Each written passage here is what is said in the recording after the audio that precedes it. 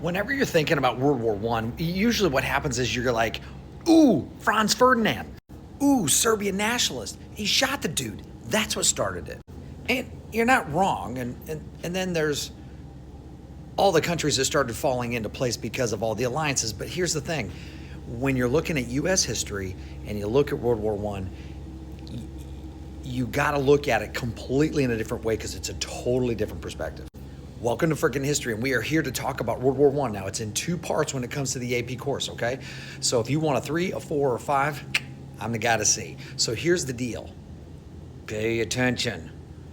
The U.S. was supposed to be neutral. We wanted freedom of the seas. We were all about the cash. But the problem is the Germans had this little thing called the U-boats and their unrestricted submarine warfare. And because they started sinking ships with American interest in it, whether it be people or goods, that's where the problem lies. The Lusitania, one you need to know. The Sussex, which end up and led to the Sussex, oh, say that fast, wow, Sussex Pledge.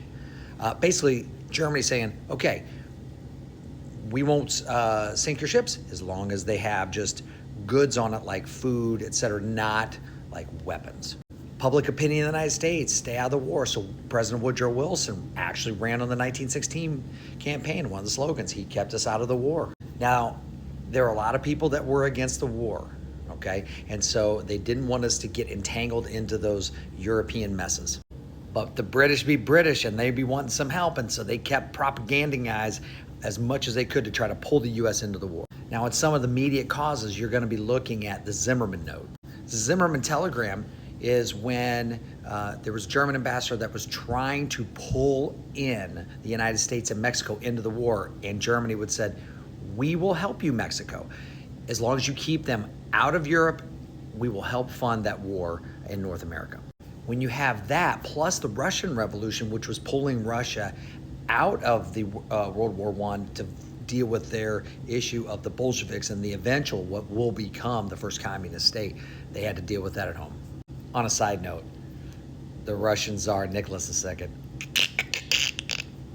But what it came down to was unrestricted submarine warfare. And so in a 5-week stretch, there were 3 ships that were from the U.S. that got sunk. Wilson had had enough and went to Congress and asked for a declaration of war. Now, the U.S. came in and they were seen as refreshing, and so they were ready to fight. Now, it took them 9 months to mobilize, but then there was about 9 months of fighting in which they took that took place in Europe. The doughboys over there, right? And so here we go with the patriotism of the good that we were doing and trying to bring an end to World War I. Eventually, on the 11th month, on the 11th day at the 11th hour, an armistice was signed, the end of World War I came, and the U.S. was seen as kind of pushing, which was the Triple Entente, over the top and getting an end to the war. That led to the Treaty of Versailles. Anything in the 20th century, you can almost always tie back in this course to the Treaty of Versailles because, in essence, it just set everything up because of how bad it was. Woodrow Wilson had his 14 points that you're going to need to know. He wanted freedom of the seas. He wanted a League of Nations, which is diplomacy to settle issues, not weapons and mass amounts of people being killed, including civilians.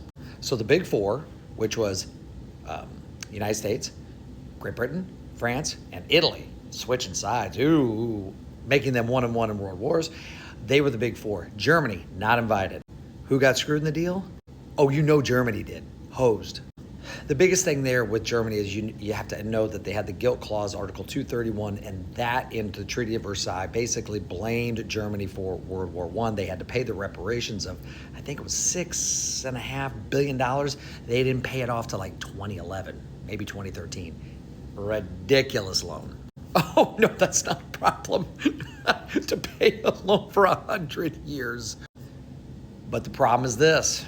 Woodrow Wilson did not bring along the Senate, and the Senate is the one who makes the treaties, signs the treaties. They rejected the Treaty of Versailles, and Wilson left with egg on his face, and really, and it set up what was going to happen in this post-war period between World War I and World War II because of the poor decisions of the United States not to enforce it. And why didn't they want to sign the Treaty of Versailles? always the same: foreign entanglements. And frankly, the Senate felt like they were losing their power, and they felt Wilson was taking too much from the power from the executive branch. Now you know your freaking history. Peace.